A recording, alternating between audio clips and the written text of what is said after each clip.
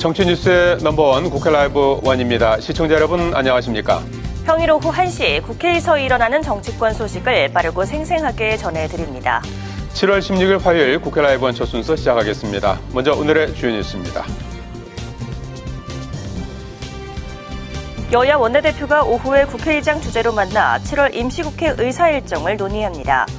더불어민주당은 법안 처리를 위한 18일 본회의를 촉구한 반면 국민의힘은 일방적 의사 일정에 협조할 수 없다고 반발하고 있습니다. 국회에서 열린 강만수 국세청장 후보자 인사청문회에서 강 후보자의 과거 역사 왜곡 등이 도마 위에 올랐습니다. 오후에 열리는 법사위에선 이원석 검찰총장의 대통령 탄핵 청원 청문회 증인 채택을 놓고 여야가 공방을 벌일 것으로 보입니다. 과방위에서도 이진숙 방송통신위원장 후보자 청문회 일정을 놓고 여야의 대치가 예상됩니다. 오늘 밤 국민의힘 당권 주자들의 세 번째 방송토론회가 열립니다. 한동훈 후보의 댓글팀 의혹 등을 두고 치열한 신경전이 예상됩니다. 네, 우원식 국회의장 주재로 잠시 뒤 오후에 여야 원내대표가 회동을 갖습니다. 국회 의사 일정을 협의할 예정인데요. 민주당이 주장하고 있는 모레 본회의에 여야가 합의를 이뤄낼 수 있을지 주목됩니다. 오늘 하루 상임위도 국회 곳곳에서 진행되고 있는데요. 취재기자 연결해 자세한 상황 살펴보겠습니다. 장정현 기자. 네, 국회 중앙홀에 나와 있습니다. 오후에 있을 여야 원내대표 회동 소식부터 전해주시죠. 네, 여야 원내대표는 오늘 오후 우원식 국회의장 주재로 만나 의사 일정을 협의할 예정입니다. 민주당은 18일과 25일 두 차례 본회의를 열자는 입장인데요. 이때 방송사법 등 쟁점 법안을 처리하겠다는 건데 국민의힘은 민생이 아닌 당리 당략을 위한 법안을 처리하기 위한 의사 일정에는 절대 합의할 수 없다며 반대하고 있습니다. 국민의힘은 민주당을 향해 민생에 대한 논의부터 시작하자며 연금개혁 여야정 협의체 구성을 위한 실무협의를 시작하자고 제안했는데요. 그러나 민주당은 오늘 여야의 의사일정 합의가 불발된다면 우원식 의장이 결단해야 한다면서 모레 본회의를 고수하고 있습니다. 오후 여야 원내대표 회동에서 합의를 이루기는 쉽지 않아 보이는데요. 여야 원내대표 발언 들어보시겠습니다. 불법 파업을 조장하는 법, 민주당의 공영방송 장악을 위한 법, 이재명 방탄법을 일방적으로 강행 처리하는 의사일정 합의에는 응할 수 없습니다. 이제 국회의장이 결단을 하셔야 합니다. 일하는 국회, 법을 준수하는 국회를 만들겠다는 약속대로 본회의를 열어 국회가 일을 할 수 있도록 해 주시길 바랍니다.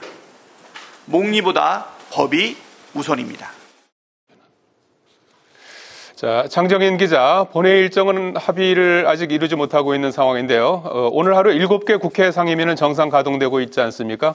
오전에 강민수 국세청장 후보자 인사청문회가 열렸군요. 그렇습니다. 국회 기재위가 강민수 국세청장 후보자에 대한 자질과 도덕성 검증에 나섰는데요. 강 후보자의 처가 회사의 일감 몰아주기 의혹이 논란이 됐습니다. 야당 의원들은 이 의혹과 함께 언론에 보도된 유희림 방송통신심의위원장의 편법 증여 의혹에 대해 국세청장이 된다면 공정한 세무조사를 지시할 수 있겠냐고 압박했습니다. 강 후보자의 역사 인식을 놓고도 공세는 거셌는데요. 강 후보자의 석사 학위 논문에서 5.18 민주화 운동을 광주 사태로 12.12 사태를 12.12 거사로 미화했다며 강하게 비판했습니다. 여당 의원들도 강 후보자의 이 같은 역사 인식에 우려를 표하는 한편 국세 행정과 정책 검증에 주력했는데요. 국세청이 악의적 탈세에 단호히 대처할 것을 주문했습니다. 강 후보자는 광주 민주화 운동과 관련해 앞으로 발언에 조심하겠다고 사과하며 고개를 숙였고 국세청은 부동산 거래와 관련한 탈루 의혹은 반드시 살펴본다고 답했습니다. 네, 오후에 예정된 국회 상임위에선 그야말로 여야 대치가 불가피해 보이는 안건들을 다룰 것으로 보이죠. 그렇습니다. 잠시 뒤인 2시부터는 국회 법사위와 행안위, 과방위 등이 전체 회의를 열 계획인데요. 여야 격돌을 피할 수 없는 쟁점들이 안건으로 예정돼 있습니다. 먼저 법사위는 오늘 19일과 26일 야당이 주도하는 대통령 탄핵 소추안 발의 청원 청문회에 참석할 증인과 참고인을 추가로 출석 요구하는 안건을 다루고요. 행안위에서는 민생위기 극복 특별조치법 입법 공청회가 열리는데 이재명 전 대표의 총선 공약이기도 했던 전 국민에게 1인당 25만 원을 지급하는 내용의 법안을 놓고 재정 건전성을 우려하는 정부 여당과 법안을 추진하는 야당이 공방을 벌일 것으로 전망됩니다. 과방위에서는 이진숙 방송통신위원장 후보자 인사청문회 실시 계획서를 채택할 예정이지만 이 또한 쉽지 않은 상황입니다. 민주당은 24일과 25일 이틀간 후보자를 검증하겠다고 밝혔지만 국민의힘은 국무총리 후보자가 아닌 장관급 후보자를 상대로 이틀 동안 청문회를 여는 것은 안 된다는 입장입니다. 지금까지 국회에서 전해드렸습니다.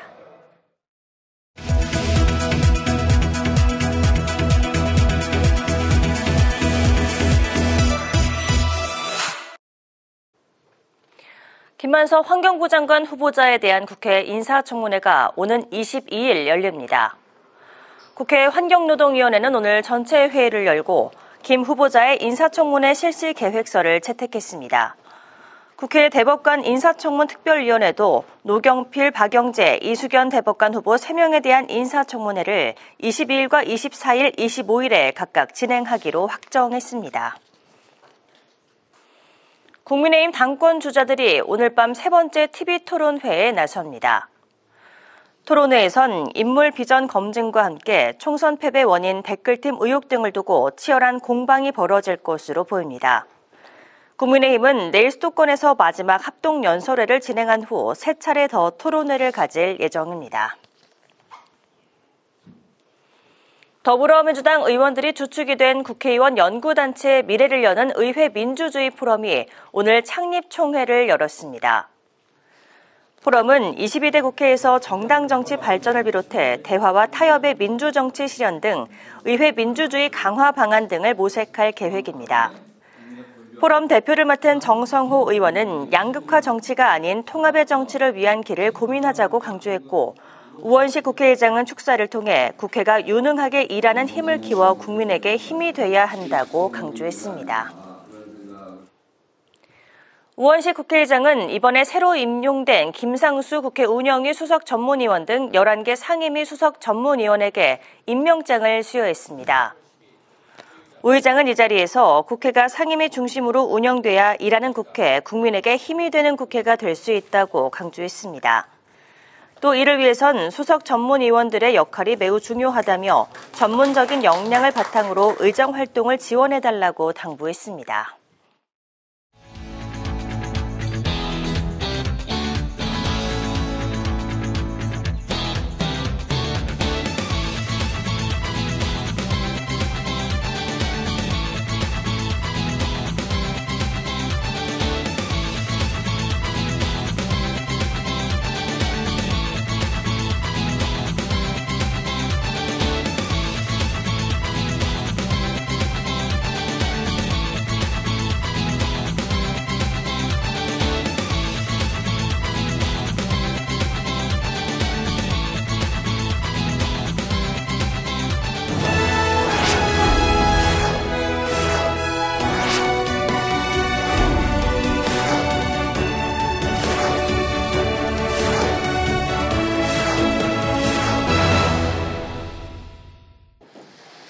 예, 민주당이 오는 18일과 25일 두 차례 본회의를 열고 방송사법을 포함한 쟁점 법안 처리를 예고한 가운데 오후에 여야 원내대표가 국회의장 주재로 만나서 본회의 개최 일정을 협의합니다. 여야의 대치가 극에 달하면서 이른바 개원식 없는 국회 가능성까지 제기되고 있습니다. 정치인사이트 홍석준, 서가번 전 국회의원과 함께 정치권 현안 살펴보겠습니다. 안녕하십니까? 반갑습니다. 안녕하십니까? 자, 현안 다루기 앞서서 어제 개헌 관련한 토론회가 있었습니다. 국회에서 열렸는데 그 제목이 개헌 어떻게 시작할 것인가라는 주제를 갖고 토론했고, 우원식 국회의장도 참석해서 개헌의 첫 발을 떼는 게 중요하다. 22대 국회 전반기 2년이 적기다. 이렇게 말씀을 하셨습니다. 그래서 우리 지금 헌법이 87년에 제정이 돼서 지금 37년째 쓰고 있는데, 지금 뭐 시대라든지 국민의 요구라든지 이런 부분에 좀 맞지 않지 않느냐, 이제 이런 주장도 있고 합니다. 그래서 개헌을 하려면 그러나 이제 모멘텀이 중요하고 국민의 요구가 있어야 된다, 뭐 이런 또 신중론도 있고 그렇거든요. 어떻게 보시는지요? 예, 내일이 76주년 재헌절이기도 예. 한데, 사실 저희 이제 87년 헌법 체제는 굉장히 개인적으로 봤을 때는 잘 만들어진 민주 헌법이라고 볼 수 있습니다. 그럼에도 불구하고 시대가 변함에 따라서 어떤 개헌의 필요성이 있는데, 그동안 계속적으로 제기해왔던 문제가 일단은 뭐 4년 중임 대통령제라든지 또 제왕적 대통령제에 대한 권력 분산 어떤 문제, 그 다음에 또 이재명 대표 방탄도 있습니다만 국회의원의 어떻게 보면 좀 특권 폐지였던 그런 어떤 것을 또 어떻게 할 것인가, 혹은 또 헌법 전문에 또 5.18 어떤 수록 문제 뭐 등등등 계속해서 좀 이야기가 되어오고 상당 부분 또 국민들의 공감대가 형성된 부분이 많습니다. 그런데 문제는 이제 방법과 절차적 문제인데 이게 개헌이 계속해서 뭐 이야기는 이루어지고 있는데 사실은 구체적인 어떤 방법 절차적인 문제에서 항상 좀 난항이 있었던 것 같습니다. 제 개인적인 생각은 개헌을 하기 위해서는 정말 다음 대통령 선거 때 확실히 이제 대통령 선거와 개헌에 관련된 국민 투표를 저는 동시에 해야 하지 않나. 그러기 위해서는 그 이전에 양당 간의 어떤 합의라든지 국민의 어떤 공감대라든지 그런 사전 준비 절차를 철저하게 한 다음에 해서 가능하지. 그렇지 않고서는 대통령 취임이 되고 대통령 임기가 시작되고 난 다음에는 뭐 원포인트 개헌이다 뭐다 어떻게 하든지 간에 결코 방법론상으로는 좀 쉽지 않을 것 같습니다. 그래서 이런 어떤 개헌 논의에 대해서는 양당이 치열하게 한번 좀 고민은 한번 볼 필요 있다고 생각합니다. 예, 홍 의원께서 이제 개헌의 어떤 그 내용도 좀 언급해 주셨고 그 내용에 앞서서 이제 방법과 절차가 굉장히 중요한데 그런 부분에 대해서 이제 하나의 뭐 다 설명해 줬으니까 이어서 말씀을 드리면은 결국은 현실화되기 위해서는 모든 국회의장들이 또 일본 대통령들께서도 그렇게 천명을 했었지만은 개헌하자. 다 야심차게는 했지만 한 번도 이루어지지 못했습니다. 결국 두 가지라고 봅니다. 하나는 그 시대적 모멘텀이 필요하다. 또 하나는 강력한 리더십이 필요하다. 여야 정당 간에도 그렇고 대통령의 결단도 중요하지 않겠습니까? 대통령이 결단하지 않으면 불가능하거든요. 그러면 노무현 대통령께서 개헌하자. 심지어는 대통령 내 기간에 임기 중에 임기를 1년을 단축해서라도 하자라고 했지만 야당에서 받아들이지를 않았거든요. 그럴 정도로 어려운 일입니다. 87년 그 민주화의 이 과정, 산물로서의 지금 현재 헌법 체제가 이루어졌듯이 지난번 예를 들면 박근혜 대통령 탄핵 때 박근혜 탄핵 때 저는 절호의 기체였다고 생각을 합니다. 여야 지도자들이 모멘텀이 됐다. 그렇죠. 그 국민적 열기를 모아서 얼마든지 가능했었거든요. 그러나 결국은 여야 지도 리더십이 확보되지 않아서인지 또 의지가 약해서인지는 모르겠습니다만은 이루어지지 않았거든요. 이번에 우원식 의장이 또 이렇게 결단을 하시고 또 그렇게 힘차게 시작을 하셨는데 뭐 이런 시작을 했는데 꼭 그 성과를 내시기를 기대하겠습니다. 알겠습니다. 자, 지금 오늘 오후에 의장 주재로 원내대표가 만나서 국회 본회의 일정을 협의하는 것 같습니다. 사실 현재까지 22대 국회가 출범한 지 한 달 반 정도 지났는데 개원식을 하지 못했습니다. 그래서 지난 21대 개원식이 가장 늦은 개원식이어서 한 날이 바로 오늘인데 이제 오늘 개원식을 못하니까 아마 역대 가장 늦은 개원식 또는 개원식을 하지도 못하는 그런 국회가 될 수도 있습니다. 그래서 지금 뭐 해병대원 특검법 문제하고 그다음에 이번 주 예정된 그 청원 청문회 요런 부분들에 대해서 이제 여야가 대치하면서 지금 이런 상황이 벌어지고 있는데 이 문제에 대한 해법은 어떻게 좀 보고 계시는지요? 예, 굉장히 참 어려운 상황인 것 같습니다. 지난 21대 때는 사실은 상임위 배분을 둘러싸고 사실 당시에도 그 민주당이 전 상임위를 다 독식하면서 시작은 했지만 어쨌든 뭐 절차적으로는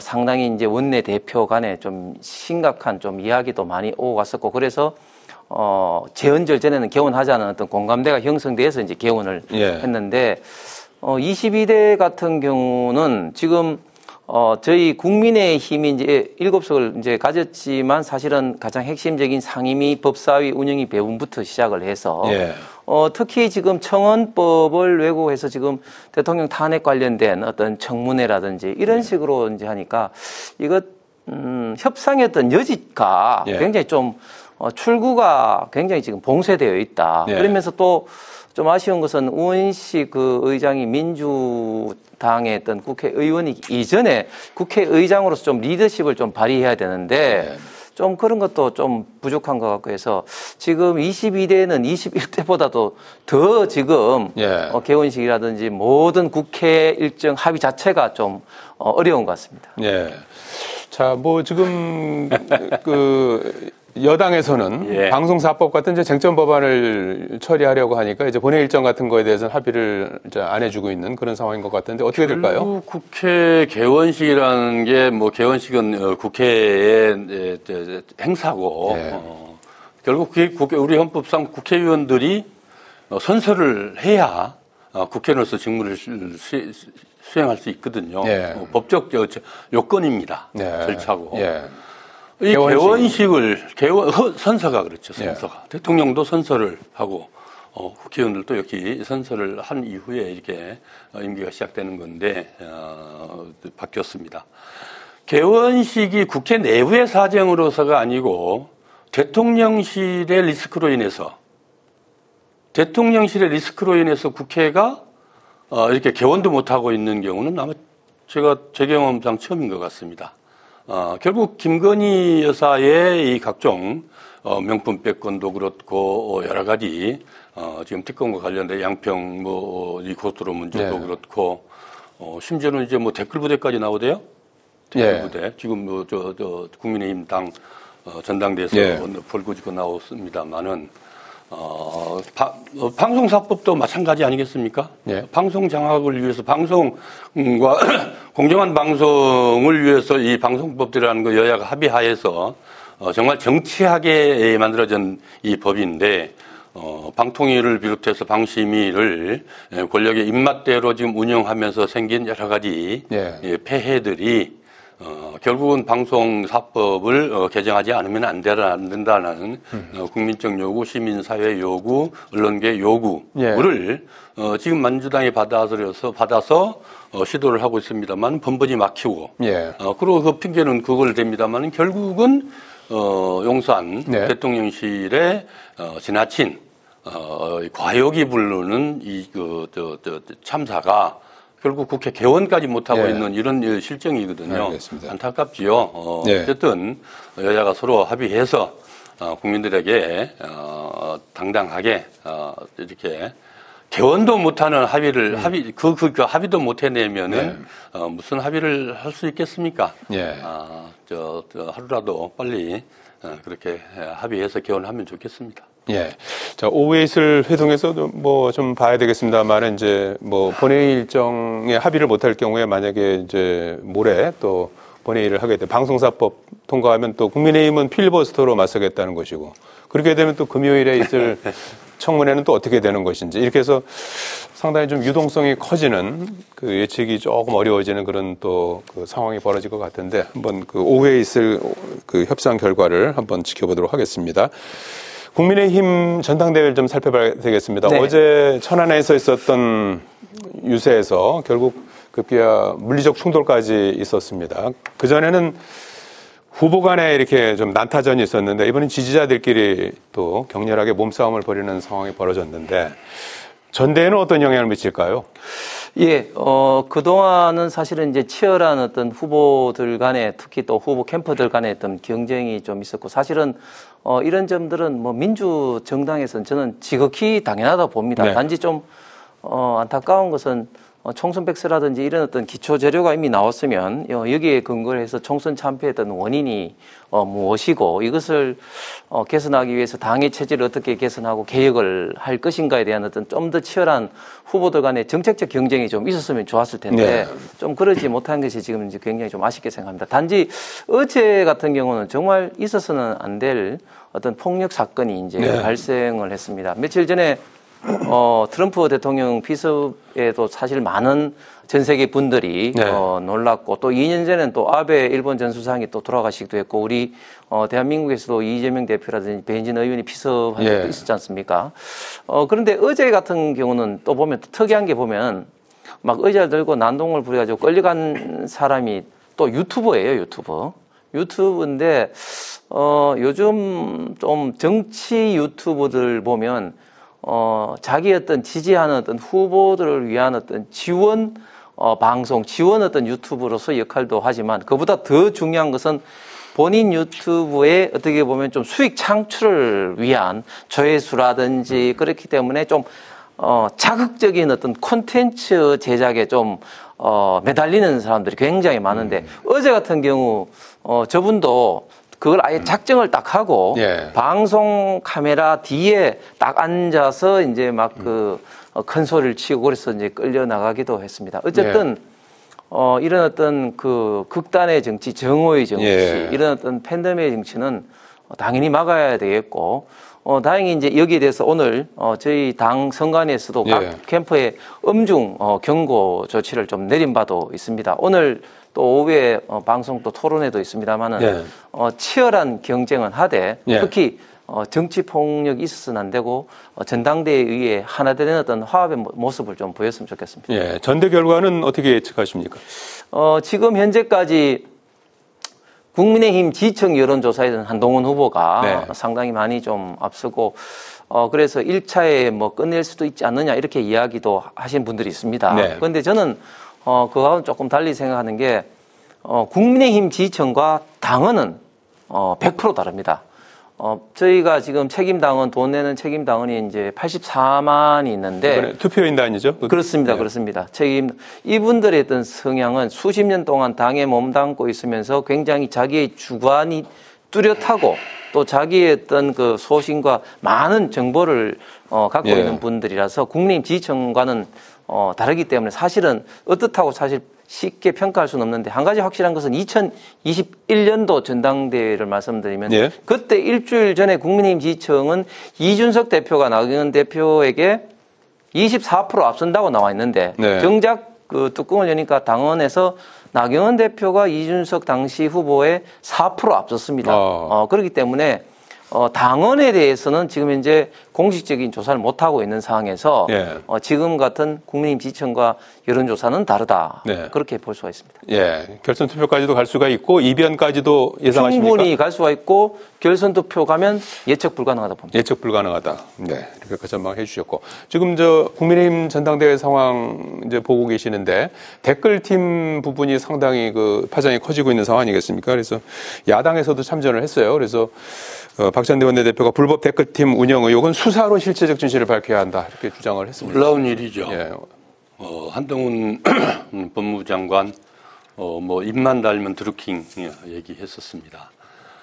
이명박 정권 때인가요? 국정원 댓글팀 네. 운영했었는데, 심지어는 이제 법무부에서도 운영했다고 불거져 나왔고, 한동훈 장관 시절 법무부에서 운영했다고 누구 장해찬 전 최고위원입니까? 예. 뭐 그렇게 얘기했던 것 같고요. 또 이 과정에서 전당대회 과정에서 또 이 댓글 부대가 튀어나왔고 심지어는 용산의 김 여사님 댓글 부대도 얘기가 흘러나왔고 이거 뭐 일파만파 네. 반드시 검찰 수사 이루어져야 되고 신속하게 이루어져야 되고 엄정하게 결론 내야 된다고 생각을 합니다. 지금 전당대회에 지금 이전 투구를 하고 있는데 저 사람들이 지금 과연 저분들이 집권당의 대표가 되겠다는 사람들인지 참 우리 국민들 불안해한 것 같습니다. 대통령실과 행정부와 함께 예. 대통령이 소속해 있는 당, 여당, 네. 집권당 아닙니까? 집권 세력입니다. 결국 용산과 국회가 당이 서로 혼연일체가 되어서 국가와 국민들을 위해서 무한 봉사해야 되는 예. 그런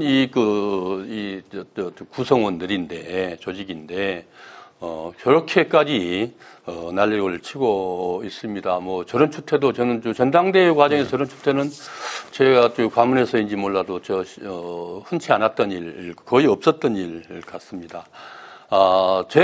제 개인적인 생각으로는 결국 김기현 대표 때도 그랬고 그 이전에도 그랬고 윤석열 대통령 들어서자마자부터 이 당에 대통령에서 지나친 이 당에 대한 이 개입이 불러온 참사 아닌가 생각이 되거든요. 김기현 대표 결국 또 물러나게 됐습니다만은 나경원 심지어는 예. 연판장까지 돌려서 그때 못 나오게 해버리고 또 이번에도 또 역시 마찬가지로 뭐 한동훈이 되면은 뭐 당이 갈라질 수밖에 없다라는 그런 얘기들까지 저한테까지 들을 정도면은 심각한 상황이라고 보지 않겠습니까?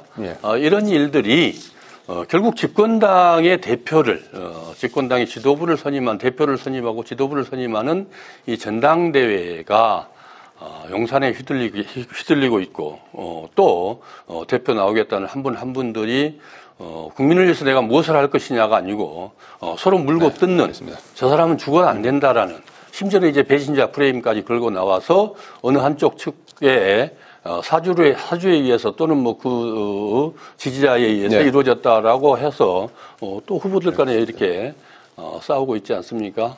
좀 이성을 찾고 국민을 위해서 당을 위해서 국민을 위해서 국가를 위해서 무엇을 할 것인지를 논의하는 그래서 훌륭한 후보가 선출되는 그런 전당대회가 되기를 기대하겠습니다. 데크팀 논란에 대해서는 한 말씀 하시겠습니까? 조금 팩트 체크를 하면 장해찬 전 최고가 한동훈 후보가 법무부 장관 시절에 댓글팀을 줬다고 본인이 주장합니다. 법무부에 줬다는 게 아니고 그리고 공무원들이 참여했다는 그런 의미는 아닌 거죠. 그렇기 때문에 국정은 댓글과는 완전히 별개의 일이고 그리고 김경수 드루킹하고는 다른 게 사실은 이제 댓글 부대라는 게 사실 자원봉사자들이 얼마든지 그런 의견을 자기가 지지하는 사람들이 할 수는 있겠죠. 그래서 김경수 드루킹과는 그 본격적인 다른 거는 과연 거기에 이제 어떤 뭐 매크로 같은 이런 기계식으로 완전히 조작을 했는지 그리고 공무원이 관여했는지 그런 게 없으면 사실은 댓글 부대 자체가 지금 현재 어떤 명시적인 한동훈 후보 측은 자발적이다 이렇게 주장하고 있죠. 그러니까 그게 검찰 수사에 의해서 이루어져야 된다는 거죠. 장해찬 최고가 얘기했던 바는 그 한동훈 개인인지 분명히 법무부라고 얘기를 했고 본인도 참여했다고 그랬지 않습니까? 법무부 장관 시절에 그러니까요. 그래 드루킹도 하나의 방법일 수 있고 댓글 부대도 또 하나의 방법일 수 있는 것이거든요. 결국은 이 댓글을 통해서 여론을 조작하는 행위거든. 범법 행위입니다. 그런 것들을 가지고 마치 그냥 뭐 자원봉사자들도 형식적 자원봉사자일 수 있고 얼마든지 그 자원봉사자들을 통해서 그 부대를 만들어서 반응했고 또 그런 것들이 우리가 아까 얘기했듯이 국정원 댓글이라든지 또 뭐 그런 여러 가지 사례를 통해서 다 확인됐던 사실 아니겠습니까? 알겠습니다. 철저하게 규명돼야 되고 처벌받아야 되고. 댓글 논란 어떻게 전개되는지 보겠습니다. 자, 그리고 이재명 당대표 후보가 종부세하고 금투세에 대한 유연한 입장을 보인 것이 이제 중도 확장 전략으로 이제 보이는데 여기에 대해서 당내에서 이제 전당대회에 같이 지금 경쟁자로 뛰고 있는 김두관 전 의원 같은 경우 당의 정체성을 훼손하는 것이다 이렇게 주장하고 조국 대표도 이제 반대 입장을 분명히 하고 있는 상황이거든요. 이런 반발에도 무릅쓰고 이재명 대표가 이 정책들을 밀고 갈 수 있을까요? 어떻게 보시는지요?